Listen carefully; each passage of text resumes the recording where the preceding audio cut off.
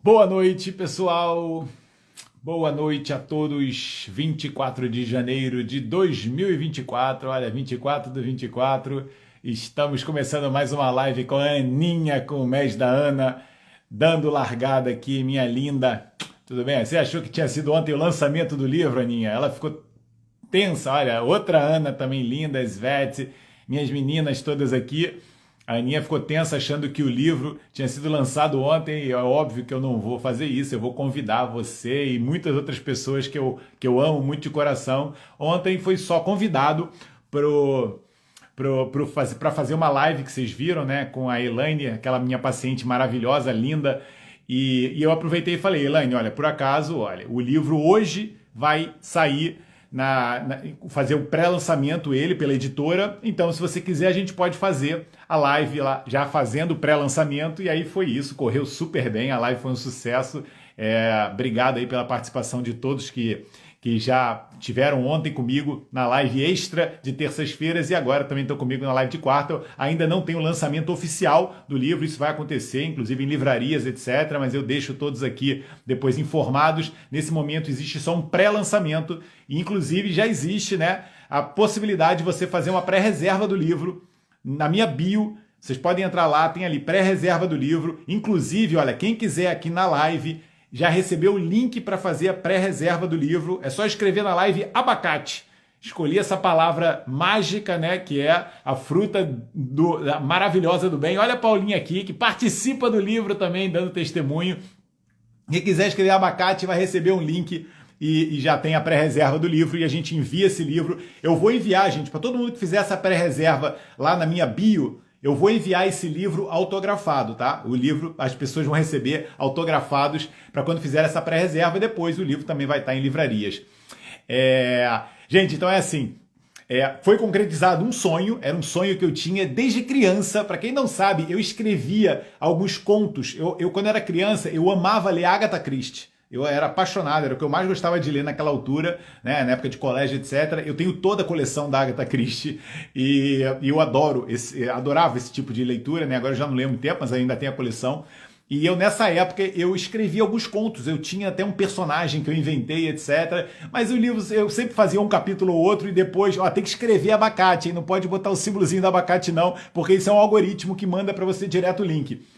Aí, assim, mas aí pronto, ficou esses contos. Eu até estava falando com a minha mãe outro dia, eu falei, mãe, eu tenho que achar esses manuscritos que eu tinha, que eu escrevi quando eu tinha uns 15, 16 anos. Depois essa ideia ficou adormecida, né, de escrever alguma coisa. E eu até vou ser sincero, eu não me achava capaz de escrever um livro, etc. O livro do Messi tem quase 400 páginas e eu demorei quase um ano para escrever, mas saiu. É um filho, né? E é uma sensação de realização. Gente, é assim, quando vocês têm um sonho, concretizem esse sonho. Não é fácil, tem um monte de obstáculos, né? A gente vai deixar de fazer algumas coisas que a gente gosta. Por exemplo, eu tirei muitas manhãs da minha vida que eu estudo para escrever o livro, né? Eu não conseguia fazer as duas coisas, então alguns dias eu dividi o horário da manhã para estudar e escrever, e outros dias eu estava tão empolgado escrevendo que eu, né, sentei o dedo no computador e na verdade foi isso. Eu li há um tempo atrás, né, eu li ou ouvi alguma pessoa falando assim, se você quiser escrever um livro, você faz o seguinte, você converse com o computador, fale como você estivesse aqui, eu estou falando para vocês, etc. E foi assim que saiu o livro. Eu estava conversando comigo mesmo e ia colocando, né, todo o meu, né, o meu entusiasmo em palavras. E saiu o livro, maravilhoso, fiquei feliz da vida. Eu já comentei até ontem, né, que há uns 2 anos atrás fui convidado para escrever um livro para uma outra editora que falou, eu falei assim, olha, eu estou realmente com muita dificuldade porque eu estou dando muitos cursos, etc. Aí a editora falou assim, não, mas não tem problema, a gente contrata um ghostwriter, né? A gente contrata uma pessoa que escreva o livro para você e o doutor assina. Aí eu fiquei com isso, né? Veio aqui no coração e eu falei, não, infelizmente não tenho vontade disso não. Eu prefiro um dia que eu possa e tenha tempo, eu escrevo um livro, porque aí vai ser essa sensação que eu tô sentindo agora, né? A sensação, né? A gente não pode na vida não pode ser falso em nada, né? A gente não pode ser nada fake, porque mesmo que ninguém saiba, a gente sabe, né? Por isso que a gente não pode fazer nada errado nessa vida, né, gente? Porque a pior pessoa do mundo que pode saber que a gente fez alguma coisa errada somos nós mesmos, né? Então quando a gente comete uma coisa que ninguém viu, você viu, que é uma coisa pior do que você vê. Então, e nesse caso, olha a sensação de frustração que eu teria se eu tivesse escrito um livro para um ghostwriter. Eu sei que existem, né, muitos colegas que fazem isso e ficam aí todos felizes porque escreveram um livro e na verdade não escreveram nada. E você vê que no fundo aquela pessoa deve ter uma sensação de vazio imensa, né? Porque ao contrário dessa minha sensação que eu tô, que o meu coração transbordando de felicidade. E o livro foi fantástico, porque eu até falo isso no livro, né? Que eu escrevendo alguns capítulos, eu chorei muito, porque eu escrevi um capítulo, né, de introdução, aí eu lembrei da minha época que eu ia estudar, já tô estourando, né? Eu ia estudar com meu pai lá no centro do Rio, ortomolecular, não posso falar do meu pai. Mas pronto. Nesse momento que eu falava do meu pai, eu comecei a chorar. Depois que eu vi os testemunhos das pessoas que participaram comigo, né, do MES, etc., e também botaram testemunhos lindos, eu comecei a chorar. Ou seja, o livro foi um transbordar de emoções e que é maravilhoso isso, né, gente? Porque é um chorar de felicidade, né, de saudade, etc., e isso é muito bom pra gente. Então, na verdade, as pessoas falam, você faz tanto bem para as pessoas, né? Nossa senhora, como é que você tem tanta energia para ajudar as pessoas? É porque eu recebo 10 vezes mais, né? Isso realmente aquela frase, né? A oração de São Francisco é dando que se recebe. Isso daí, se as pessoas percebessem a potência, né, que isso tem, que você realmente a gente se doar, a gente se dá para ajudar um próximo sem querer nada em troca, tem que ser essa ajuda sem nenhum interesse e, né, uma ajuda mesmo desinteressada, e você recebe em 10 vezes, é mesmo isso. E escrever esse livro foi isso, deu um pouquinho de trabalho, né, deu um pouquinho de dispensar coisas que eu gosto na minha rotina de fazer, mas no final das contas é aquele negócio, para todo resultado a gente tem que ter um pouquinho de esforço no início. E o MES é um pouco disso, né, porque no MES eu ali no livro, eu falo sobre isso, né? A gente tem que sair um pouquinho da nossa zona de conforto. Uma das coisas que estão gerando esse estado de obesidade e adoecimento nas pessoas é porque a gente não consegue sair da nossa zona de conforto. É o dia inteiro querendo comodidades. E o nosso corpo, ele se evolui, né? Ele se adapta de uma forma altamente positiva se você colocar ele sob um pouquinho de effort, né? De sofrimento, né? Mas na verdade de esforço. Isso é fundamental. E na verdade é assim, quanto mais você vai colocando introduzindo esses hábitos na sua vida, mais você se acostuma, mais você gosta de fazer esses hábitos, e aí você entra num círculo virtuoso de saúde. Porque, na verdade, o que você está fazendo? Você está gerando adaptações metabólicas no seu corpo, você está ativando genes que estavam adormecidos, né? No livro eu falo isso, gente, mas de uma forma assim, no máximo possível pragmática. O livro ele não está nada técnico. Eu escrevi um livro para a população geral. Não coloquei termos técnicos, termos complexos. Eu faço muitas analogias, né? Aquela analogia que eu falo do carro, analogia que eu falo da lareira, né? Analogias para as pessoas entenderem, né, vias metabólicas, bioquímicas, que eu tenho que estudar e tenho que saber elas complexas, mas eu tenho que passar de uma forma muito simples. Uma pessoa que não sabe explicar da forma simples uma coisa, eu acho que essa frase é do Einstein, né? Que não sabe explicar da forma simples uma coisa, é porque ela não sabe dessa coisa, e então eu tento passar da forma mais simples possível, e eu acho que consegui. O livro realmente está muito interessante, está muito gostoso de se ler, embora sejam 400 páginas. E o livro, como eu falei, eu comecei com uma introdução, que eu falo muito sobre o que eu acredito que existe hoje no mundo em relação a excesso de peso e adoecimento. Eu falo sobre a desinformação, eu falo sobre os conflitos de interesse, os interesses que a sociedade tem em colocar, né, por exemplo, a alimentação numa guerra entre tribos, né, os veganos contra os carnívoros, contra não sei o quê, e na verdade não precisa de nada disso. Você consegue ter uma alimentação saudável, preenchendo todos, né, esses pilares, com algumas características só individuais para cada um, mas então eu explico isso bastante, né, num capítulo que eu falo, que é a introdução, que eu falo sobre tudo isso, explico um pouquinho também da minha história, falo um pouquinho como é que eu comecei nessa área, etc. Foi quando eu comecei a chorar, né, que eu falo do meu pai, etc. E já estou começando aqui de novo, mas para com isso, Rodrigo. Depois eu coloquei os 7 pilares principais do MES, né? Os 7 pilares, você está escrevendo, os veganos são da paz. Então, os veganos são da paz mesmo, realmente. O lado ideológico dos veganos de proteger animais é uma coisa indiscutível. Não tem a menor discussão, né? Que a gente tem que cuidar dos animais que existem nesse planeta. O ser humano não é superior do que ninguém. Não foi porque a gente desenvolveu o lobo frontal e a gente conseguiu, né?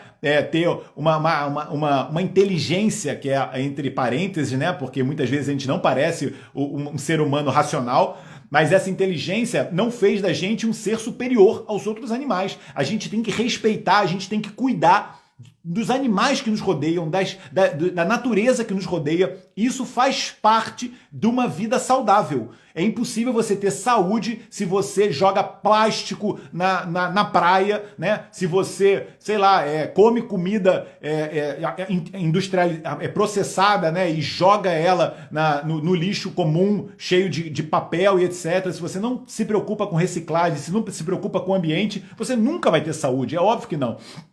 Mas do ponto de vista fisiológico, existem algumas características de que uma alimentação mais diversificada tem alguns benefícios. Eu falo isso no MES. Então, eu tenho lá os 7 pilares principais do emagrecimento saudável, que são 7 capítulos, né? Eu dividi esses pilares em capítulos e esses 7 pilares são os alicerces, né? É a base, é aquilo que você, antes de qualquer coisa, você tem que estruturar na sua vida para ter muita saúde, porque isso, como eu falo, né, o MES é vida, o MES é transformação, o MES não é só um programa de emagrecimento, né? Eu pratico os pilares do MES todos os dias da minha vida e eu tenho até medo de perder mais peso, porque eu já estou muito magro, etc. Não quero perder mais peso.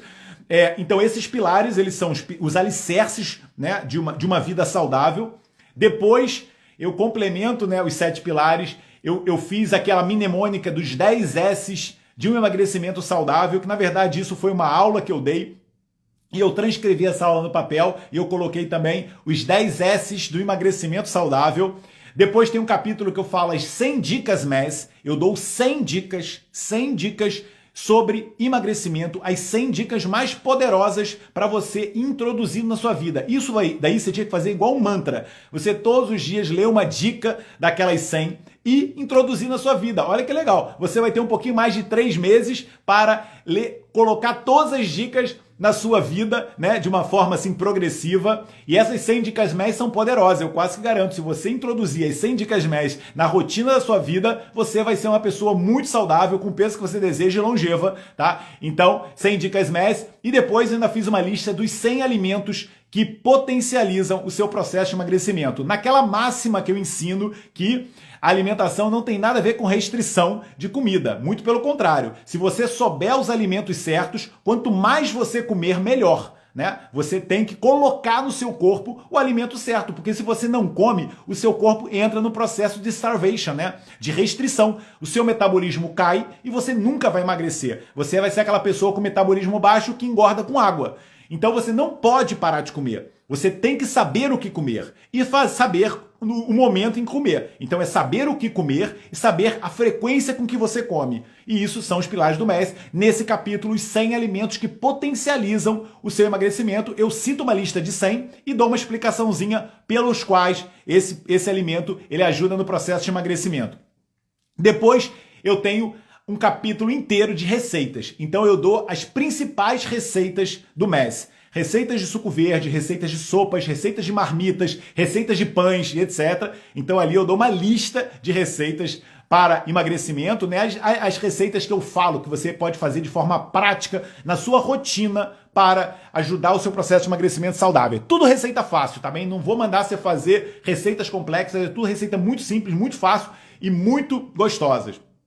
Depois tem ainda um apêndice que eu faço uma lista de punks, de plantas alimentícias não convencionais, muito importante a gente conhecer. Hoje na minha marmita tinha um tubérculo chamado oca. Muitas pessoas não conhecem, né? Volta e meia tem tupinambos, tem os iacoms. Então existem várias plantas que a gente não coloca na nossa rotina e, como eu falo no capítulo do intestino, a alimentação diversificada é a coisa mais importante para você ter saúde no seu intestino. É diversificar. Você não pode comer todos os dias as mesmas coisas. Então, eu coloco lá uma lista de plantas que você pode comer. Plantas não é só verdes, tá? Plantas que eu também cito são legumes, são frutas, são tubérculos que você introduz na sua vida de uma forma diversificada, que existem em Portugal, tá? Eu falei coisas que existem, não falei de coisas esotéricas, estranhas, estrangeiras, assim, muito impossíveis da gente consumir. Não falei de frutos amazônicos, né, raros que existem na Amazônia, porque isso não vai ter acesso para a grande maioria das pessoas aqui. Falei de coisas que a gente tem aqui, então tem a lista das punks,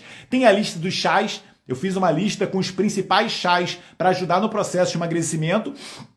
No último capítulo tem também uma lista de cabazes biológicos, então são parcerias de várias quintas biológicas que existem aqui no país, porque as pessoas às vezes do sul reclamam, doutor, você só fala dos cabazes lá do norte, porque você tá lá, etc. Então tem cabaz de Lisboa, tem cabaz do Algarve, tem cabaz de Aveiro, tem cabaz do Porto, etc. Então tem uma lista de cabazes biológicos e vão ser todos parceiros do clube, todos foram muito queridos em participar e eles vão oferecer 5 a 10% de desconto na compra dos cabazes para os leitores. E também tem, para finalizar, a pirâmide do Messi, né? Para quem já é do Messi conhece, para quem não é, vai conhecer o que eu considero uma pirâmide alimentar perfeita, né? Depois daquela pirâmide alimentar da década de 90, que colocava farináceos na base da pirâmide, né? Com mais de 11 porções de farináceos, na pirâmide alimentar atual do Ministério da Agricultura americano, que ainda tem muitos produtos que eu não considero saudáveis, talvez por lobbies,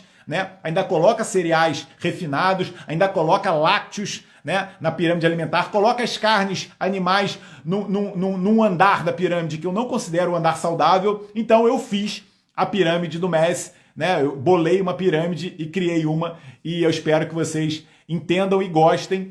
E eu peço do fundo do coração que vocês depois, né, me deem feedbacks do livro, do que gostaram, e eu agradeço muito os elogios, etc., mas também do que não gostaram, porque se sair uma edição revisada ou se sair um novo livro, e que eu já estou até com ideia de um outro livro, vocês me comentem, porque eu preciso saber. Então, para quem quiser, né, o livro, como eu falei, está já uma pré-venda na minha bio, e para todas as pessoas que entrarem lá na bio e deixarem um nome, eu mando esse livro autografado, tá bem? Eu mando o livro autografado individualizado para aquela pessoa. Quem quiser pode escrever aqui abacate e vai receber um link para eu mandar esse livro. Tá bom, gente? Ficou aí a introdução para falar desse meu filho que nasceu. Ano passado eu plantei um abacate, um abacateiro lá na quinta do meu tio e escrevi um livro, olha só, contribuindo dessas duas formas. Só faltou ter um filho mesmo, se eu não tive. Eu tô pensando em adotar um gato, porque eu tô precisando muito de um animal de estimação,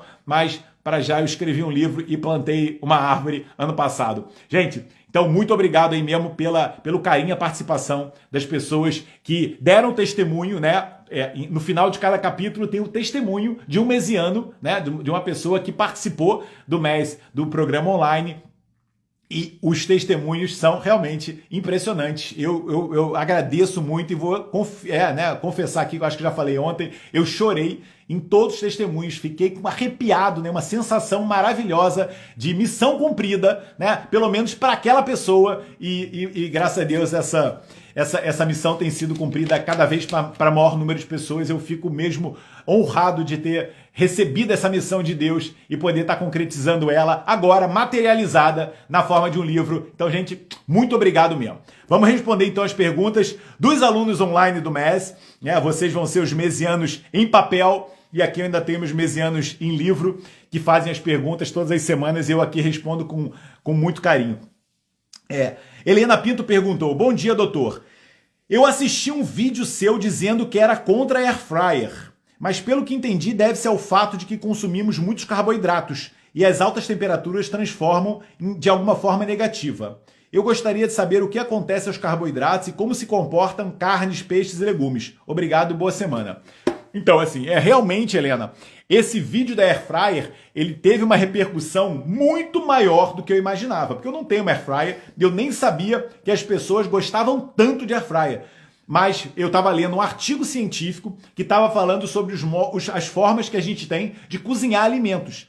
E dessas formas de cozinhar, eu já até coloquei o artigo no feed, nas referências desse vídeo, que é assim: Das formas que foram criticadas, eu acho que eu até mostro o artigo, né? Das formas que foram utilizadas para cozinhar alimentos, então cozinharam tubérculos, legumes e folhas, e a forma que preservou mais os nutrientes do alimento foi o cozimento em água. Nada supera você colocar os alimentos em água. Você coloca lá o alimento em água, ele não sofre grande impacto térmico e ele consegue manter mais qualidade de alimentos. Então colocaram lá batata roxa, né? Colocaram uma beterraba e etc. E se manteve mais quando colocou no cozimento em água. O segundo lugar foi cozimento a vapor, tá? Mas o pior lugar foram as air fryers. Por quê? Porque esse é um cozimento, um calor seco.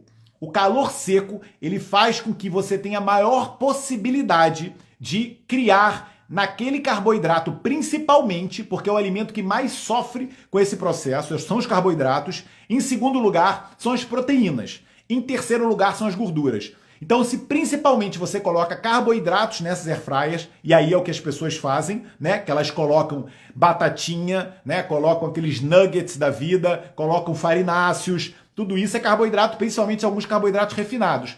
Você aquece na airfryer, que é um calor seco, e para piorar a situação, né? Então você já fez dois erros, né? Colocou ali um carboidrato refinado, por exemplo, ou então uma batatinha, que você não sabe, sei lá, qual é a procedência. Depois você colocou no calor seco, né? Que por esse artigo, o dry heats é a pior forma de você aquecer.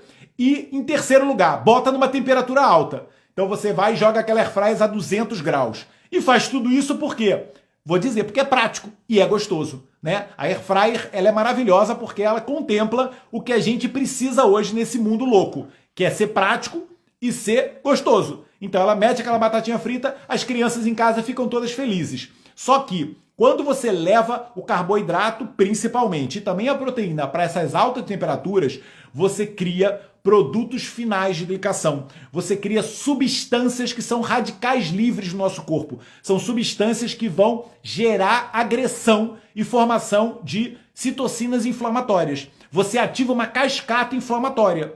E o alimento não foi feito para isso. Não foi feito só para te dar prazer e para gerar inflamação. O alimento ele é uma informação de saúde. Então você transformou uma batata roxa, por exemplo, que é uma dádiva da natureza, né? Rica em fontes energéticas boas e fitoquímicos. Não é à toa que o pessoal de Okinawa vive até 200 anos. E você gerou um radical livre, que são esses produtos com glicação avançada. Ou seja, eu não tenho nada contra air fryer, mas eu tenho contra a formação desses produtos. Então o que você pode fazer? Primeiro, não levar uma temperatura tão elevada, né? Não colocar 200 graus, eu não sei como é que se regula uma air fryer, como eu falei, eu não tenho, mas botar 160, 140 graus, porque eu vi estudos mostrando que a 140 graus você tem uma menor formação de AIDS. Segundo, não deixar muito tempo, né? Não deixar ficar com aquela coloração mais escura, porque isso é um sinal de que aquele alimento já perdeu toda a qualidade, né? A qualidade nutricional. Então, não deixar ficar preto, marrom escuro, né? Deixar você dourar um pouquinho só e retirar. Não deixar ficar muito tempo e nem em altas temperaturas. Evitar colocar produtos, né? Que são, porque esses você nem deveria consumir. Tipo esses nuggets de frango, né? Batatas fritas feitas com amido e outras farinhas, etc. Pãozinho, né? Essas coisas que a gente sabe que são alimentos prejudiciais, né? Aí é ruim com ou sem air fryer. E quando você colocar carnes, por exemplo, que eu falei que a proteína também sofre esse processo, você não deixar ela ficar torrada. Você deixa a carne ficar só aquecida, né? Levemente cozinhada, mas não pode ser uma carne, e o peixe também igual, né? Sobre alta temperatura, tá? E eu ainda falei uma outra coisa da air fryer, né? Porque muitas têm naquele revestimento para ela não grudar o teflon. E o teflon é uma substância tóxica, tá bem? A substância que o teflon elimina quando está gerado o calor no alimento, a longo prazo hoje está relacionado com várias doenças. Basta qualquer pessoa que colocar no Google e ver que não é invenção do Dr. Rodrigo. Isto é uma microintoxicação que você pode fazer no seu corpo diariamente e que, por um efeito cumulativo, uma coisa chamada bioacumulação, você vai ter um problema no futuro. E vai ter. Ah, doutor, eu escovo o dente com pasta de dente com flúor, mas olha, só um pouquinho, só escovo o dente 1 vez, 2 vezes por dia. Pois é, mas isso cronicamente vai te dar um problema. Se você fizer uma vez, se você comer, for na casa do seu amigo que tem uma air fryer e um dia lá comer uma batatinha dessas toda ferrada, não tem problema, né? Cheia de teflon, mas se você fizer isso como uma rotina de vida, isso é prejudicial. Enquanto se você cozinhar lá uma batata na água, né, bonitinha, ou então naqueles coisinhas de vapor que eu tenho de bambu, que eu coloco, né, que eu já coloquei, já acho que eu já publiquei vídeos, etc. Posso publicar de novo depois quem quiser. Aquilo dali é maravilhoso. O fogão é a mesma coisa, tá? O fogão, ele ficou em segundo lugar, ele se calhar tem um aquecimento um pouquinho menos ressecado, né? Que resseca o alimento, mas também tem que ter cuidado. O fogão é a mesma orientação que eu dou em relação ao air fryer.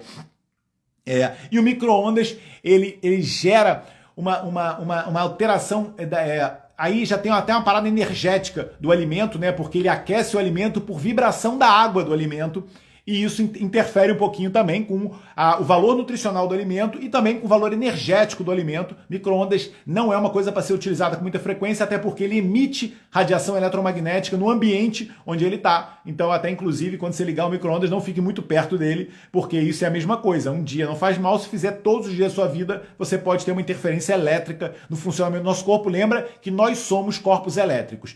Então, aí a Rosa escreveu azeite. Uma outra forma que você tem de minimizar esse estrago é, quando você for colocar esses alimentos, você pode, por exemplo, espremer um pouquinho de limão em cima. Você colocar uma substância antioxidante como o limão, alguns estudos mostram que diminui um pouquinho a formação desses radicais livres. Entendeu? Então, por exemplo, você pode minimizar o processo colocando o limão espremido sobre o alimento, mas o ideal realmente é não ultrapassar o tempo e a temperatura que faça com que esse alimento ele se degenere e se transforme em um radical livre. A pasta Couto é excelente também. A pasta Couto só tem um problema que ela tem, né, alumínio na composição, na estrutura da pasta, mas pronto, mas é infinitamente melhor. O alumínio não submetido a calor, ele não tem tanta... não é tão liberado, né? Como, por exemplo, quando você toma uma cápsulazinha de café com alumínio, que é essa sim. Imagina a cápsula daqueles cafés expressos, que você vai, a cápsula, o que ela faz? Ela fura o alumínio, né? E joga café, água quente dentro daquela cápsula, para depois sair o café. Quando ela faz isso, né? Ela é um processo que você estoura uma cápsula de alumínio, fazendo aqueles buraquinhos, e joga água lá dentro. É óbvio que existe ali um monte de micropartículas de alumínio, imperceptíveis, mas micropartículas de alumínio que vão para o seu café, né? Então, por isso que essas cápsulas de café de alumínio eu não recomendo. Eu recomendo, né, por exemplo, cápsulas como a da Kuchen, aquela marca de café biológico, que fazem cápsulas de amido, né? Que aí é uma cápsula que não tem toxicidade nenhuma. Vamos lá, outra pergunta. Patrícia Rezende perguntou, como é que eu estou de tempo? Estou bem. Doutor Rodrigo, estagnei um pouco o peso e gostava de fazer agora jejuns ao contrário. Isto é, ao invés de almoçar como primeira refeição, fazer antes pequeno almoço e almoço e depois iniciar o jejum a partir das 16 horas. Acho uma boa ideia? O que devo comer no pequeno almoço? O que será ideal? Obrigado, boa semana. Então, Patrícia, é assim, não, eu não só acho, como eu acho, você não só pode, como deve, né, fazer esse tipo de jejum. Que eu vou dizer uma coisa, este tipo de jejum, ele para mim é o ideal. Tá? O jejum que você pula o jantar é o jejum mais fisiológico que uma pessoa pode fazer. Eu acredito que a melhor janela que a gente tem de alimentação é uma janela, eu escrevo isso no livro, tá bem, gente? No capítulo de jejum eu falo qual para mim é a melhor janela de jejum. É entre 10, mais ou menos, 10 às 16, 18. Entre 10, meio-dia, 16, 18. Né? Que é assim, é quase que o meio para o final da manhã, para o meio do final da noite. Eu acho que ninguém deve comer assim que acorda e também ninguém deve comer assim que vai deitar. Então é aquela janela intermediária do nosso dia que vai de mais ou menos 10 da manhã até às 18 horas, isso numa janela maior de 8 horas, né? Mas preferencialmente entre 10 às 16 seria um intervalo interessante, que é o intervalo que eu sugiro para você. Por que eu mando, né? Eu não mando nada. Por que eu oriento as pessoas a fazer o jejum de pular o pequeno almoço.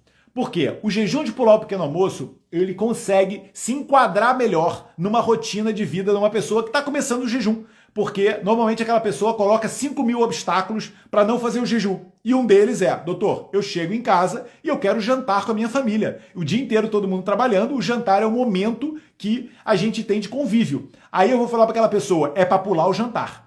Aí a pessoa vai falar assim, bom, eu não vou conseguir ficar sentado na mesa com meu marido, meus filhos, olhando para eles comerem, né? Eu não consigo fazer isso. E então, por isso, é um empecilho muito grande. Então, eu sei que o jantar normalmente é a refeição mais familiar que a gente tem durante o dia, né? Que todo mundo já foi para o trabalho, já foi para a escola, etc. E fazer o jejum da manhã também tem uma outra facilidade. É que o cortisol ajuda.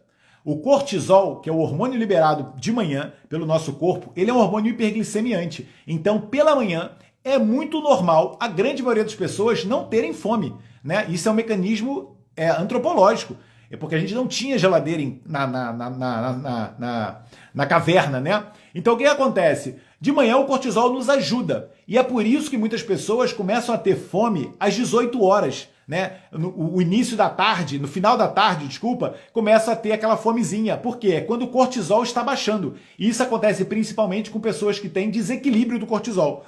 Então o jejum da manhã, ele é mais fácil, mas ele não é o melhor. O melhor jejum é você pular o jantar, só que esse não é o mais fácil. Então, numa fase inicial, eu recomendo as pessoas a fazerem o da manhã, porque é o mais fácil, é o mais execuível e é o que eu vejo que as pessoas têm maior adesão. Então, eu falo isso. Agora, eu muitas vezes, como hoje, por exemplo, né, eu estou aqui trabalhando e estou num hotel que tem pequeno almoço. Então, o que eu faço? Nesses dias que eu estou aqui trabalhando num hotel que tem pequeno almoço, eu faço esse jejum. Eu faço pequeno almoço, eu estou aqui no hotel que tem pequeno almoço, eu almoço e depois eu não janto.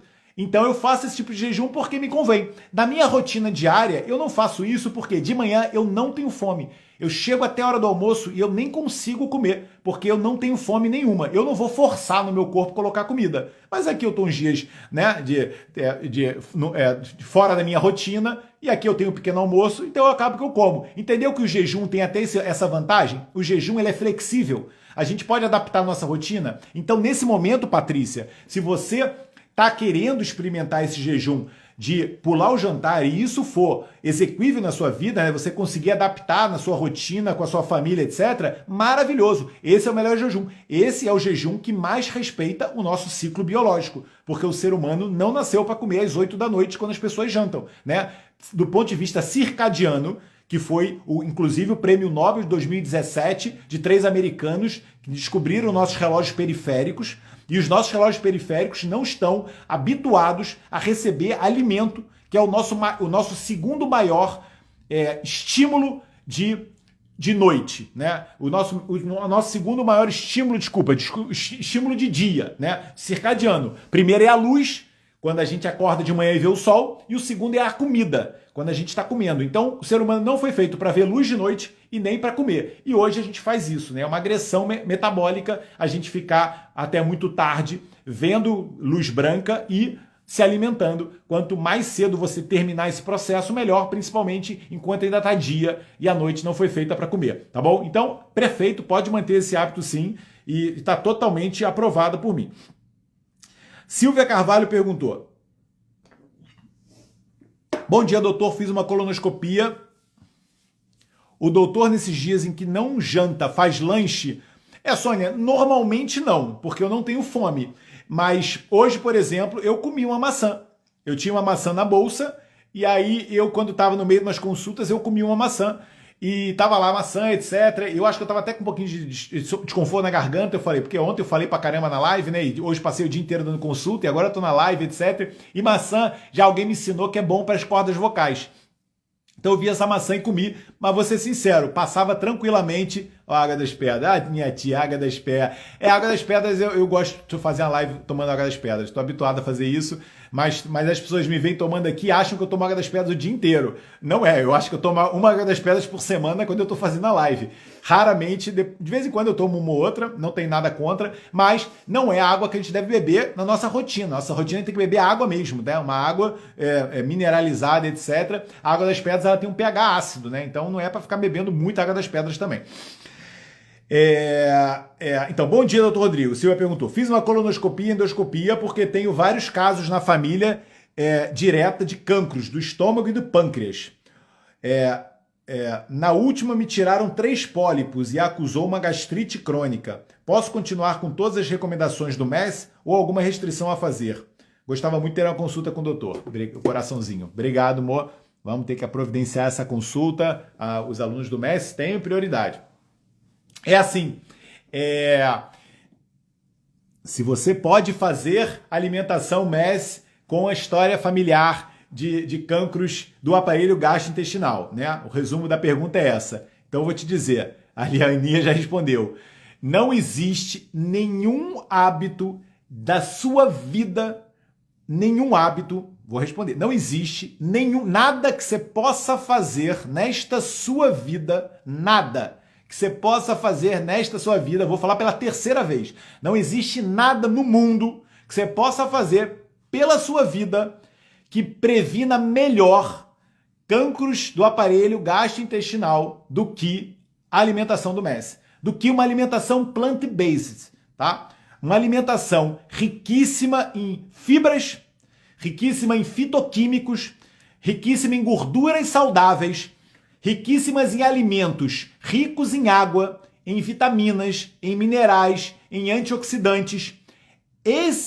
Essa alimentação plant-based, em todos os estudos científicos que você possa imaginar, menos os que são comprados pela indústria farmacêutica, etc., mas os estudos científicos sem conflitos de interesse, pronto, tem que falar assim, eles mostram que esse tipo de alimentação, ela vai estruturar o seu intestino, vai estruturar o seu estômago de uma forma poderosa para prevenir qualquer tipo de proliferação errada de células, de bactérias, de qualquer coisa. A fibra, ela tem uma potência de várias coisas. Primeiro, ela alimenta as bactérias do nosso intestino, né? É a comida das bactérias do nosso intestino, das bactérias boas, das que gostam, né, da gente e que ajudam a gente.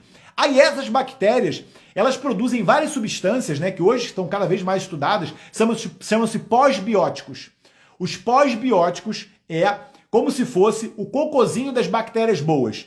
Elas comem a fibra e elas produzem algumas substâncias que têm uma série de efeitos no nosso corpo. Então, uma das substâncias que hoje são mais estudadas, pós-biótica, você até inclusive já consegue comprar hoje em suplementos, mas não tem 1/10 da potência da sua própria produção bacteriana dos pós-bióticos. Um chama-se butirato, que é um ácido graxo de cadeia curta. O butirato, ele tem uma função impressionante de reparar a nossa mucosa, né? Alimentar as nossas células enterócitos, né? As nossas células intestinais, nutrir elas, botar elas com vida, vivacidade, de formar o muco da nossa parede, ou seja, é o colchãozinho que protege a nossa mucosa. Então você vê, desinflamar o intestino. O butirato ele tem uma função anti-inflamatória potente. Então ele é um anti-inflamatório, ele é um antioxidante, ele é um alimento das células do nosso intestino. Ou seja, é um remédio. E como é que você consegue esse remédio? A partir da fibra. Isso é um conhecimento, gente, que é relativamente novo. Quando eu me formei, né, fibra era para moldar fezes, era para fazer o cocôzinho ficar bonito. Hoje a gente sabe que não. Fibra é para alimentar as bactérias. Por quê? É um alimento que o nosso estômago não digere, que não vai ser absorvido pelo nosso intestino delgado e vai chegar lá no cólon, que é onde está a grande maioria das nossas bactérias boas. É lá no cólon, nas profundezas escuras, né? Naqueles guetos entre as nossas vilosidades, que é ali um local inóspito, sem ar. São bactérias anaeróbicas que vivem dentro de um muco, né? E essas bactérias das profundezas que são os maiores heróis, né, do nosso corpo. Elas são, gente, o máximo de proteção para o nosso corpo. E a gente está descobrindo essas bactérias agora. O projeto Microbioma Humano mostrou muito do que a gente não sabia. Muitas dessas bactérias, elas são tão ali aprofundadas na nossa mucosa que elas não aparecem nas fezes. Muitas não, a maioria não aparece nas fezes. Você não consegue repor essas bactérias com probióticos. Elas são anaeróbicas profundas. Elas não aparecem nas fezes. Ou seja, a maioria dos parasitológicos, né, os exames de fezes, os coprológicos que se faziam, não detectavam essas bactérias. Essas bactérias só conseguiram ser descobertas quando se investigou muito melhor o intestino. Entendeu? Elas estão lá dentro do muco. Então, eu chamo generais. São os generais do nosso intestino que fazem o nosso corpo ter saúde. E esses generais, estando bem, você vai ter um intestino saudável, tá bem? Então você precisa fazer uma alimentação plant-based. Não é que você possa fazer a alimentação do MES, você tem que fazer a alimentação do MES. Se você tem qualquer histórico, aquelas síndromes de pólipos neoplásicos, né? Doenças crônicas intestinais, tudo isso é obrigação você fazer uma dieta plant-based. Agora, isso é muito importante. Você falou aqui, eu tenho uma gastrite crônica. Pois é, você já pode estar fazendo alimentos errados e deixou o seu intestino desequilibrado. Então lembra sempre daquela analogia que inclusive eu coloquei no livro, né? Se você é um sedentário e nunca faz atividade física, você não pode se inscrever numa maratona amanhã. Não pode, você tem que começar a correr, você tem que começar a andar devagar. Depois você anda um pouquinho mais rápido, depois você começa a subir escada, depois você começa a correr devagar e vai assim até você começar a correr, né? Quando você tem que fazer uma alimentação plant-based, porque você acabou de ver a live do Dr. Rodrigo e amanhã você vai fazer uma feijoada, né, de cogumelos, uma feijoada gostosa, assim, maravilhosa, etc. E vai comer aquela feijoada como se não houvesse amanhã, você vai passar mal. E aí vai falar que o Dr. Rodrigo, afinal, não tinha razão, porque você não consegue comer feijão. O seu corpo pode não estar ainda preparado para uma densidade de fibra suficiente para fazer toda essa maravilha que eu falei. Você tem que começar aos poucos. Você tem que ir introduzindo alimentos aos poucos, bem trabalhados, com menos carga de fibra e assim, igual uma atividade física, você ir colocando no seu corpo de forma progressiva. Deu para entender? Isso é muito importante. Então você não vai começar comendo feijão preto, você vai começar comendo feijão mungu, que tem menos fibra, germinado, muito bem demolhado, muito bem cozido, em pequena quantidade, e vai ver como é que o seu corpo... Sempre germinar, exatamente, a Paulinha que sabe de tudo. Germinar sempre, porque na germinação você diminui muito a indigestibilidade do alimento. Você com essa gastrite crônica, provavelmente o seu estômago não está uma Ferrari. Então você vai ter ali dificuldade em fermentar, em digerir a fibra que está ali no feijão, para depois ela ir descer para outras partes do seu intestino. Então o que acontece? Você pode fermentar a fibra ali, num processo, às vezes, que existe, chamado gastroparesia, uma êxtase gástrica, e não vai conseguir digerir bem ali. Então, consegue fazer isso sim, se você fizer aos poucos. Qual é o maior erro que eu vejo que as pessoas fazem? Retiram. Fala assim, olha, eu não consigo comer isso, eu vou passar a comer pãozinho, porque o pão não me faz mal. O alimento refinado não chega nessas bactérias maravilhosas. Aí sabe o que acontece? Aparece um cancro. Por quê? Porque você ficou anos e anos dando comida para o seu cérebro, inflamando o seu intestino e matando de fome as bactérias generais. E aí elas não puderam te proteger. A culpa não foi de ninguém, a culpa não foi da genética que a sua mãe te passou, a culpa foi de você desistir, né, na garfada do feijão que você deu. E não reparou que o certo não era retirar o alimento, mas sim introduzir ele da forma correta e progressiva. Deu para entender? Porque no momento que você virar um profissional da fibra, aí você vai ter o seu intestino curado. Deu para entender? Ou seja, é muito fácil, mas não é simples.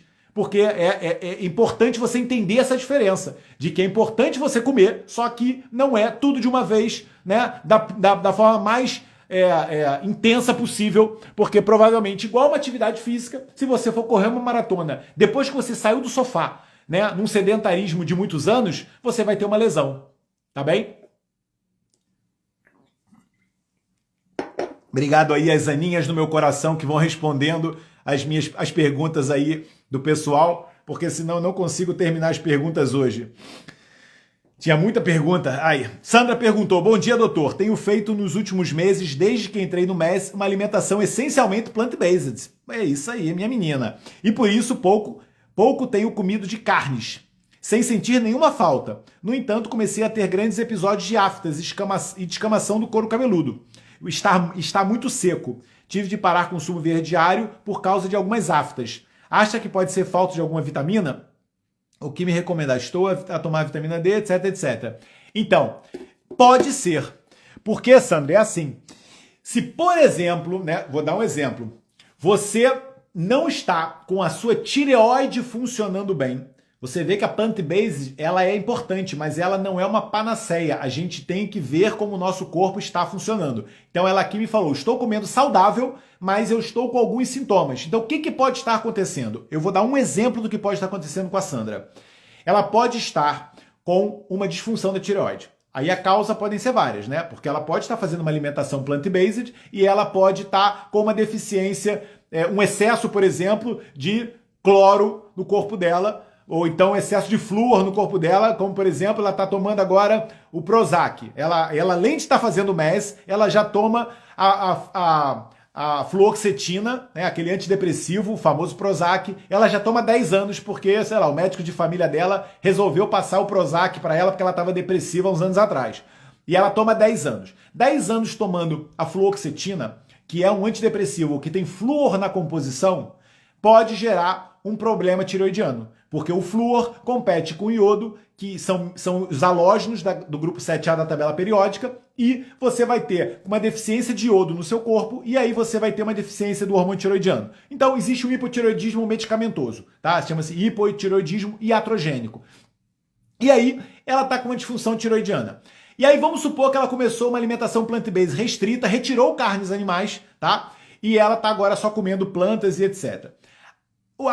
O mundo animal, o mundo vegetal, ele não tem vitamina A. A vitamina A está no mundo animal, tá? Quando você come uma carne, quando você come um peixe, se ele for um peixe de qualidade, né, ele tem vitamina A. O famoso óleo de fígado de bacalhau que a vovó dava pra gente. Mas quando você come uma cenoura, embora muitas vezes você veja na internet, né, a cenoura é fonte de vitamina A. A cenoura não tem vitamina A. A cenoura tem beta-caroteno. O beta-caroteno é um dos carotenoides que tem na cenoura e que é convertido no nosso corpo em vitamina A. Existe uma enzima chamada beta-caroteno dioxigenase, que é uma enzima que transforma o beta-caroteno em vitamina A.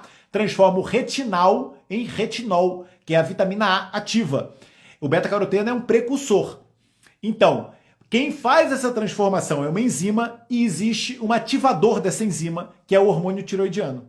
Mais particularmente o T3, o hormônio tiroidiano ativo. Então, o que acontece? Se uma pessoa está usando uma alimentação plant-based restrita e não está com a conversão para a vitamina A ótima, ela vai ter problemas exatamente igual o que a Sandra está falando aqui.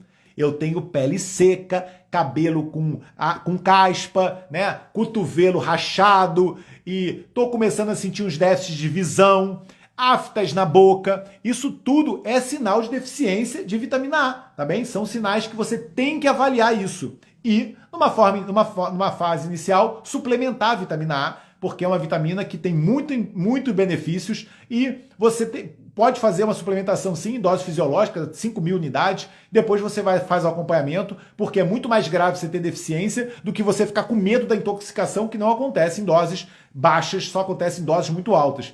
Então, provavelmente pode estar acontecendo isso. Então eu já fiz aqui, né, uma elucidação diagnóstica de ela tá com uma deficiência tiroidiana por algum motivo que eu não sei e ela tá fazendo maior conversão da vitamina A. Então eu recomendo, ela pode continuar com a dieta plant-based, mas ter atenção a essas fontes alimentares animais que você precisa estar com o corpo apto para produzir, né, no seu corpo a partir de uma dieta plant-based. E a deficiência de vitamina A é muito característica disso, tá bem, gente? Então, atenção, plant-based é maravilhoso, mas o corpo tem que estar funcionando bem. Porque, como eu falei no exemplo anterior, se você tiver com o estômago ferrado ou se você tiver com uma tireoide ferrada, as coisas não vão funcionar bem. Mas o problema é da dieta, não. Essa dieta, ela é transformadora. O problema é que o seu corpo já não estava 100%, e aí não é a dieta plant-based agora que vai resolver, é uma panaceia, não é. Por isso que a gente fala em pilares. Você tem que corrigir outros pilares. Vou dar um exemplo. Se, por exemplo, essa disfunção tiroidiana dela estiver relacionado com o estresse, né? Ela está passando por fase de muito estresse, está dormindo mal porque trabalha por turnos, etc. Esse estresse é o que vai desregular a tireoide e a tireoide vai alterar a conversão da vitamina A. Entendeu, gente? Então é uma cascata de eventos que a gente tem que corrigir a causa. E a causa poderia ser modular esse estresse. Se ela corrige o estresse, diminui o cortisol para de inibir a função tireoidiana, a tireoide funcionando bem aumenta a conversão, ela fica numa dieta plant-based super saudável. Deu para entender? Então é sempre importante a gente buscar a causa e corrigir os pilares. Nádia Loureto perguntou: bom dia, doutor, o que aconselha para quem tem hemorroidas com sangramento frequente? Mais uma vez, a dieta plant-based, porque você tem que fazer uma alimentação rica em fibra, tá? A dieta plant-based, ela te dá para melhorar a sua função intestinal muita fibra e muita água. Os alimentos plant-based são as melhores águas que você pode colocar no seu corpo. As frutas, né, riquíssimas em água, os legumes riquíssimos em água, né? Você come um pepino, tem muita água, você come uma melancia, tá cheia de água, e isso é a melhor água que você coloca no seu corpo. E junto com um monte de fibra e antioxidantes, né, e minerais e vitaminas, tudo de bom. Alguns alimentos específicos para melhorar a hemorroida, o alho, por exemplo, ele é muito citado, que tem várias vias pelas quais ele pode melhorar a hemorroida. Você pode tomar suplementos, alguns suplementos que têm alguns fitoquímicos que existem na natureza, como por exemplo nos berries, mas que você pode utilizar numa fase aguda como suplemento, porque eles têm papéis venotrópicos, né, que melhoram os vasos, que por exemplo a esperidina, a diosmina, e são os bioflavonoides que tem, por exemplo, no Daflon, tem aqui em Portugal também tem num suplemento chamado Free Leg, da MyPharma. Então você pode usar a esperidina, a diosmina, etc., de suplementos. Você pode, por exemplo, tomar chá de castanha da Índia, ou mesmo fazer banho de assento de chá de castanha da Índia, porque a castanha da Índia tem um fitoquímico chamado eicina, E-S-C-I-N-A, eicina. A eicina é um potente anti-inflamatório vascular, então ela também ajuda. Você pode fazer suplementação de lisina e vitamina C, porque como eu falo, né, são os precursores do colágeno endógeno do nosso corpo. A lisina é um aminoácido essencial e a vitamina C ela participa da hidroxilação da prolina e da lisina. Então a lisina e a vitamina C vão fortalecer a parede do vaso e também vão prevenir que essa hemorroida evolua e até pode fazer que ele evolua. O magnésio também tem várias funções, porque ele ajuda no vaso, ele ajuda na pressão arterial, para não deixar a pressão dentro do vaso estar aumentada, e também o magnésio ajuda na função digestiva, né? Uma das coisas que você não pode deixar é você estar com prisão de ventre. Você tem que estar com suas fezes muito bem amolecidas, né? E o magnésio citrato, por exemplo, uma excelente indicação. Você vai fazendo em dose até você começar a ter quase diarreia. E aí você recua um pouquinho na dose. Porque o magnésio citrato ele só vai te dar benefício, vai ajudar o seu peristaltismo, vai ajudar a sua potência vascular, e você vai fazer com que essa hemorroida ela não sofra pressão intraabdominal. Então, magnésio é um dos suplementos mais fantásticos que você pode usar. Então, eu falei vitamina C, lisina, magnésio, chá de castanha da Índia, gel de aloe vera, também é muito bom, reparador de mucosa, semente de linhaça germinada, demolhada, aquela pastinha da semente de linhaça, isso é fantástico. A linhaça, ela tem, além das propriedades do ômega 3, ela tem substâncias que ajudam a reparar mucosas. Então, linhaça demolhada, remédio para tratar hemorroidas. E você pode usar aquelas frutas também que são mais laxativas, né, que ajudam o intestino a funcionar melhor, que é o kiwi, a ameixa, a papaya, né, a laranja. Então, todas essas aí, exatamente, suco no feijão diário, perfeito.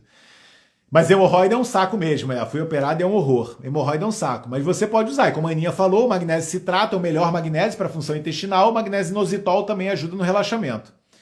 Papaya, kiwi e laranja. Essas frutas, além de serem altamente laxativas, elas também são muito digestivas. Elas são frutas que têm substâncias proteolíticas, né? A papaya, ela tem a papaina, o kiwi, ela tem a actinidina, que são todas enzimas proteolíticas, que também vão ajudar o processo digestivo, fazem com que você tenha menos tendência a ter prisão de ventre e constipação. O que pior você pode fazer, né? Como eu falei, você tem que hidratar bem o corpo. A pior coisa que você pode fazer é comer comida desidratada. É o que as pessoas mais comem, né? Bolachinha, massa, pão, bolo, pastel, é tudo comida seca. Comida seca vai te fazer um bolo fecal que você vai travar e aí não tem magnésio que resulte. Tá bom, Nídia? Trata isso direitinho, Mori. Vamos lá, tô quase acabando. Bom dia, doutor Rodrigo, é Carlinha. Lembrando aí, porque senão depois o Daniel briga comigo, quem quiser fazer a pré-reserva do livro e que depois a gente vai mandar o livro autografado para todas as pessoas que fizeram a pré-reserva, é só escrever abacate aí e que vai receber o link da bio, do link que está na minha bio para fazer a inscrição do livro, tá bem, gente? Para fazer a inscrição do livro, da pré-reserva do livro. Bom dia, doutor Rodrigo. Gostaria de colocar duas questões. Faço reposição hormonal biidêntica, utilização de pumps, mas agora a médica prescreveu o Streva. Posso tomar sem problema? É bioidêntico? Outra situação. Que estratégia aconselha para diminuir os snacks ao longo do dia? É que está muito difícil. Eu como cajus, mas mesmo assim sinto muita fome. Então, o Streva é o estradiol bioidêntico. O fato de ser comercializado por uma indústria não quer dizer que seja químico. O estradiol bioidêntico ele também é vendido na farmácia com já pronto. É o estradiol, é o Streva aqui em Portugal, é o Lenzeto aqui em Portugal, é o Progefi, que é a progesterona bioidêntica. Então existe a composição bioidêntica pronta na farmácia. Não é só manipulado. O manipulado é uma forma de você preparar um produto. Eu posso manipular uma coisa que não é bioidêntica. Entendeu? Não confundam isso. Eu posso manipular gestrinona. É um hormônio que é muito manipulado, inclusive colocado em chips, que eu até botei um post aí de uma paciente que colocou um chip de gestrinona e ficou péssima. Porque esses chips, infelizmente, hoje estão na moda, né? Os implantes. Tem que ter muito cuidado em usar, tá bom, gente? Eu já fiz vários cursos de implante, eu sei aplicar implante, é muito simples, só que nunca me convenceu a 100%, porque eu já faço há mais de 20 anos e eu sei que equilibrar hormônios do corpo de uma mulher, né, principalmente, né, as mulheres estão entrando, é muito difícil, não é fácil. Então, quando você mete um chip desses, você tem que saber ser o maioral, porque você coloca e depois você não consegue tirar, né? E aí como é que você faz se aquele hormônio, como no caso da paciente que me referiu, que ela começou a engordar muito e estava com chip lá dentro. E aí como é que faz, né? É muito difícil você titular não é permitido em Portugal, acho eu. Não, a gestrinona é permitido sim, tá bem, Aninha? Existe comercializado. Existe em farmácia de manipulação, mas é um hormônio que pode ser até utilizado, não sou contra a gestrinona, quem sou eu? Dr. Ilcimar Coutinho, um dos maiores especialistas em hormônios no Brasil, ele usava a gestrinona, mas para algumas situações específicas, não é para uma suplementação hormonal bioidêntica para a saúde e longevidade, não é. Ele utilizava para tratamentos de endometriose, para tratamentos de algumas alterações ginecológicas, mas é um químico, também não é hormônio, é um químico que deve ser usado com muito, muito cuidado. E quando você coloca, por exemplo, um implante, você tem que ter muito conhecimento, porque é um hormônio que você está colocando no corpo daquela pessoa e em doses que você não pode usar doses excessivas, porque depois, se acontece alguma coisa, depois é complicado para tirar um procedimento cirúrgico, né? Para colocar e para tirar. Eu manipulo hormônios em cremes, etc. E a gente tem que ali fazer um monte de adaptações ao longo do tratamento para aquilo funcionar bem. Hormônio, gente, é uma faca, é uma arma maravilhosa, né? Como eu falo, igual uma faca. Mas a faca serve para salvar uma pessoa numa cirurgia ou serve para matar uma pessoa num assassinato, né? Ou seja, o instrumento ele é maravilhoso, mas ele tem que ser usado da forma correta. Então é assim, você pode usar o hormônio bioidêntico sim, a Streva é bioidêntica, é maravilhoso. Olha, quem usa muito Streva é a doutora Ivone Mirpuri, a médica que eu mais admiro nessa área de modulação hormonal, que foi professora comigo do nosso curso de modulação. Ela usa muito Streva, muito mais do que eu, e com excelentes resultados, e eu recomendo sim. E uma das coisas que deve estar acontecendo, se a sua médica mudou o seu hormônio, provavelmente você não deve estar com níveis bons, né? Ela deve estar querendo ajustar. E aí o que acontece? Você, se tiver com os estrogênios baixos, é uma das principais causas de compulsões alimentares nas mulheres. Eu falo isso, inclusive, no livro, né? A causa de compulsão é uma desregulação hormonal. E o estrogênio na mulher que está entrando na menopausa, ou já está na menopausa, é uma das principais causas. É o que acontece com a mulher quando, por exemplo, está na TPM. A tensão pré-menstrual nada mais é do que uma baixa dos hormônios que acontecem de forma cíclica ao longo do mês na mulher. E quando ela tem essa baixa, ela quer acabar com a geladeira, quer comer, né, gelados e chocolates até não poder mais, porque os hormônios no cérebro estão faltando. E ela quer compensar isso com alguns análogos, né? A teobramina do chocolate, que parece a serotonina e etc. Então, a melhor forma de você controlar isso é equilibrando seus hormônios, e aí a sua médica está tentando fazer isso. A Ana Martins perguntou: bom dia, doutor, estou muito feliz por todas as mudanças que o doutor ensina, já perdi 8 quilos, só preciso perder mais 2. Estou com uma vida muito sedentária, Não, estava com uma vida muito sedentária. Já iniciei as caminhadas e agora preciso correr um pouco para fazer mais exercícios. O que está a ser mais desafiante é ter um sono reparador. O que o doutor me aconselha? Então, eu aconselho você fazer a higiene do sono, né? Dos pilares MES. No livro tem ali um capítulo que chama-se Higiene do Sono, em que eu dou várias dicas. Né? Esse capítulo tem 20 dicas poderosas para você dormir melhor. Esse capítulo tem toda uma explicação pelos quais o sono vai interferir no nosso processo de emagrecimento e saúde. E é muito importante, né, ler esse capítulo, e é muito importante praticar esses pilares, porque o sono ele é um pilar intransponível de saúde e emagrecimento, né? No sono você vai... Quem chegou aí? Só agora cheguei. Pois é, Ritinha, chegou tarde. Eu vou escrever abacate, é isso. Então, por quê? Porque no sono você vai principalmente, por exemplo, limpar os seus receptores de cortisol. O cortisol é um hormônio que, se for liberado em grande concentração no seu corpo, ele vai impossibilitar o seu processo de emagrecimento. O cortisol é hiperglicemiante, a glicemia vai liberar insulina, a insulina bloqueia seu processo de emagrecimento. Então você tem que ter o cortisol no seu corpo liberado, assim como a insulina, em quantidades muito pequenas e só quando realmente necessário. Uma liberação crônica vai gerar um processo de resistência e aí você não vai conseguir emagrecer. Então você consegue limpar o cortisol no seu sangue à noite, no seu corpo à noite, quando você está dormindo, e a estratégia do sono é fundamental. Então o sono reparador requer vários pilares, vários hábitos que você tem que introduzir na sua vida, pode ser aos poucos, né? Ir melhorando o horário do sono, né? E diminuindo a quantidade de comida, a hora de que você come, e retardando um pouquinho mais a hora da sua alimentação, né? Evitar tomar líquidos à noite, nem pensar em tomar líquidos com cafeína e etc, etc. Essas estratégias de higiene do sono são o que você precisa fazer para ter um sono reparador. Também o sono profundo é só corrigir isso direitinho. Pequenas coisas que as pessoas não imaginam, como por exemplo beber álcool à noite, isso vai atrapalhar seu sono reparador e etc. Úrsula perguntou: bom dia, doutor, estou amando fazer o MES, já se foram 9 quilos, vinha me sentindo muito bem, mas desde o início do desafio detox sinto um enjoo com uma grande pressão no estômago, que só alivia quando eu aperto o estômago com a mão. Além disso, minha língua tem estado muito branca. Não consigo tirar tudo com o raspador. Alguma dica, doutor? Pois é. Então, provavelmente a Úrsula está com uma êxtase gástrica, né? Ela deve estar com uma condição que é muito frequente, tá? E que eu depois posso fazer uma live tocando nesse assunto como primeira linha, né? Como eu falei, hoje foi o livro, semana passada foi a síndrome metabólica, porque esse assunto aqui, como dizer, dá muito pano para manga. A êxtase gástrica, também chamada gastroparesia, é uma condição hoje muito prevalente, gente, que nada mais é do que o seu estômago, ele fica com dificuldade de esvaziar. O esvaziamento dele ele fica lentificado. E isso vai gerar uma série de alterações no nosso corpo. Você começa a fermentar muita comida que já era para ter saído do estômago e ainda está lá. Forma algumas substâncias dessa fermentação. Uma chama-se acetato de metila. O acetato de metila ele vai gerar algumas alterações no nosso intestino. Por exemplo, acidificar o duodeno. E aí isso gera desbiose. Aí é uma outra cascata de problemas que acontece. E gera esses sintomas todos que ela está falando. Vai gerar uma desbiose, vai gerar uma sensação de dor no estômago, vai gerar uma língua branca, vai gerar uma síndrome fúngica. E aí é uma cascata de eventos. Aí você fala, como é que eu corrijo isso? Você primeiro tem que ver a causa.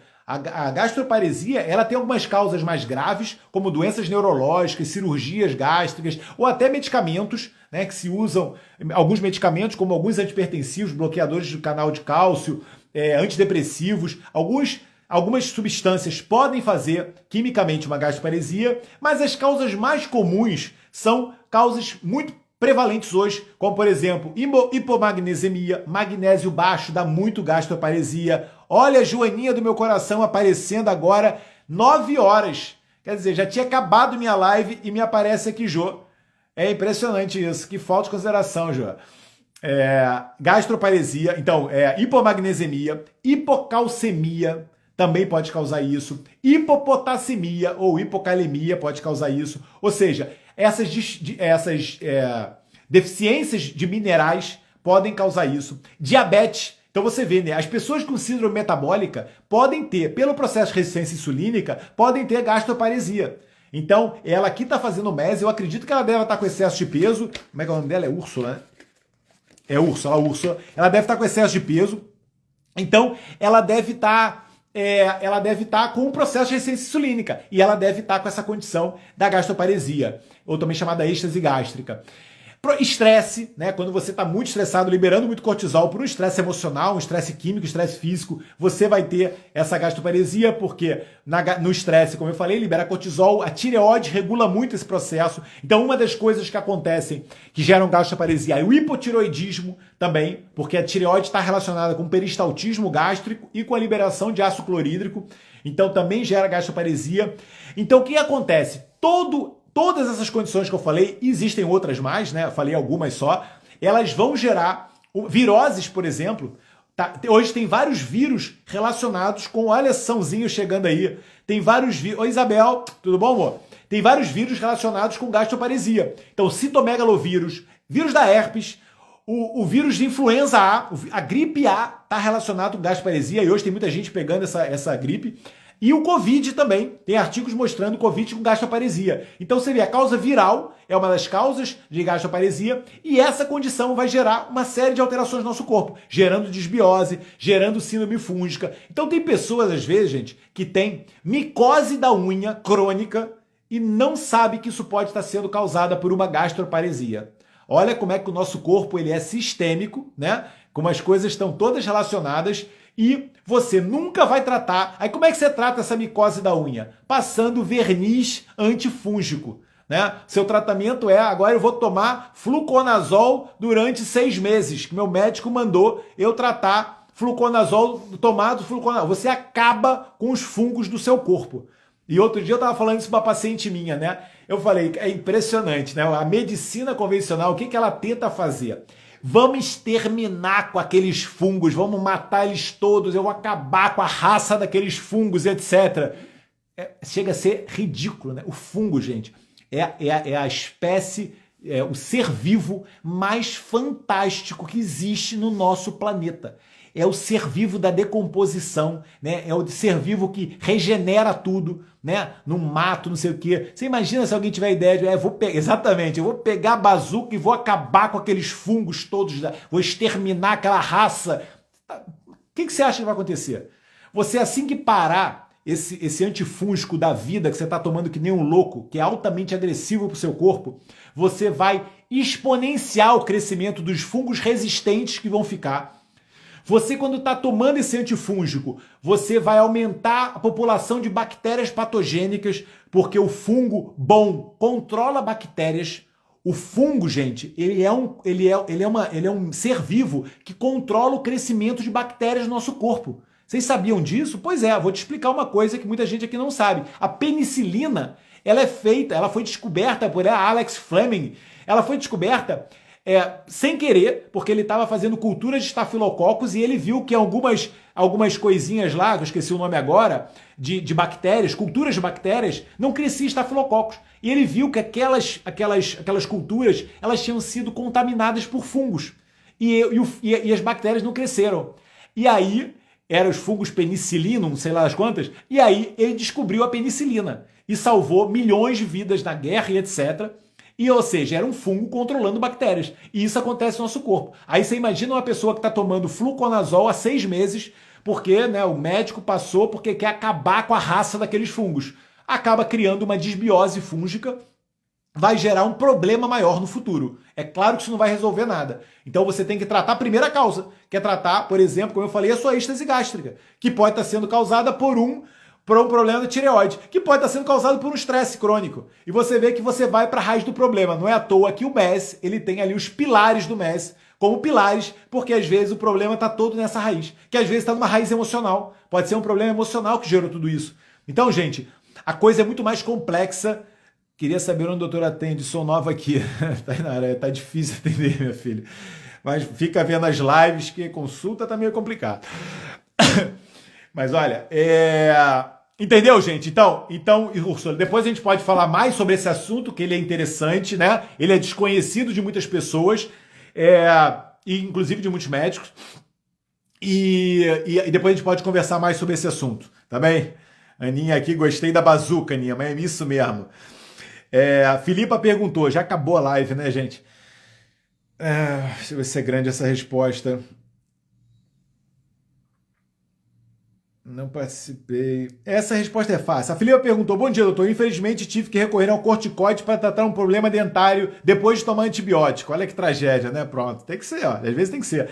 Não resolveram completamente. E aumentei muito de peso. Sinto que estou muito inchada. O corticoide faz isso e o antibiótico também. Para quem não sabe, antibiótico é usado pela indústria pecuária para engordar o gado. Tá bem? Eu só estou avisando isso para as pessoas que acham que tomar antibiótico é maravilhoso, né? Antibiótico é usado pela indústria agropecuária para crescer o frango, para crescer o boi, porque antibiótico engorda, tá? Só para quem não sabe disso, você mata muitas bactérias que controlam o metabolismo do nosso corpo, né? E aí você acaba ficando com o metabolismo desregulado. Aqui a Filipa tá dizendo, tomei antibiótico, comecei a me sentir mais inchado e ganhei peso.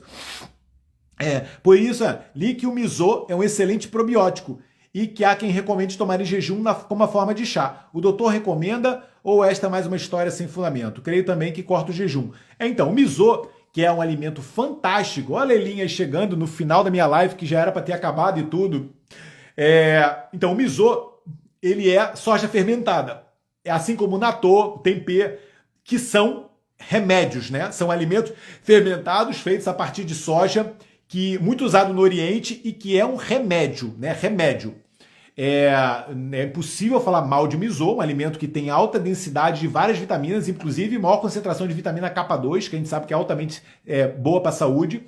Só que é um alimento, né? É óbvio que não é um alimento para ser utilizado durante um jejum correto, mas que você pode utilizar, sei lá, numa técnica de vez em quando no jejum, para começar a estratégia de jejum, mas não é, o ideal é como a Ana falou aqui, para quebrar o jejum. É fantástico, assim como qualquer fermentado. Se quer um alimento fantástico para quebrar jejum, pode utilizar fermentados. Kefir, kombucha, o sauerkraut, né, o chucrute, o kimchi, o miso, o natô, o tempê, tudo isso é maravilhoso para quebrar um jejum. Mas durante o jejum o ideal é não comer nenhum alimento, né? E isto é um tipo de alimento, mas é um alimento fantástico. O grande problema desses alimentos é que eles não estão na nossa cultura e a gente normalmente não está habituado a comer esses alimentos que têm um sabor meio diferente. E eu já provei e eu não gostei. Vou ser sincero, achei um gosto horroroso e eu não coloco. Eu tenho certeza que para tornar um hábito na nossa vida, a gente tem que ter prazer, né? A gente tem que, por exemplo, minhas marmitas.